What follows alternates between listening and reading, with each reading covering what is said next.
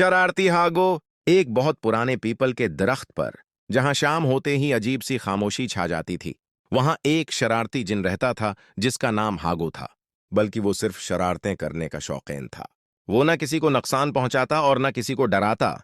ये थी कि जब कोई गांव वाला पीपल के नीचे से गुजरता तो वह दरख्त से एक पत्थर गिरा देता या उसका दोपट्टा या पगड़ी जोर से खींच लेता। लोग समझते कि ये किसी परिंदे का काम है, बस उसे लोगों को तंग करने में मजा आता था। हागो की सबसे पहली शरारत।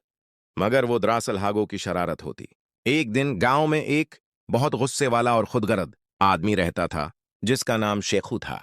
शेखू हमेशा दूसरों को डांटता रहता और कभी किसी की मदद नहीं करता था। शेखू की बेटी की शादी थी और उसने शहर से ढेरों मिठाइयां मंगवाई थीं जो उसने एक ऊंची अलमारी में छिपाकर रखी थीं।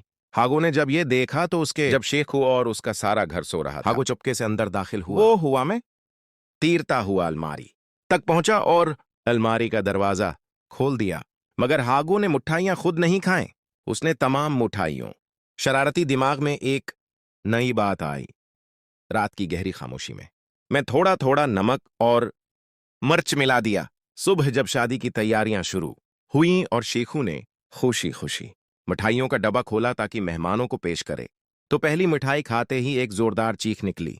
ये क्या है? शेखू का मुंह मिर्चों से लाल हो गया और नमकीन मिठाई का जायका इतना बड़ा था कि उसके सब मेहमानों ने मुन्ना बना लिया।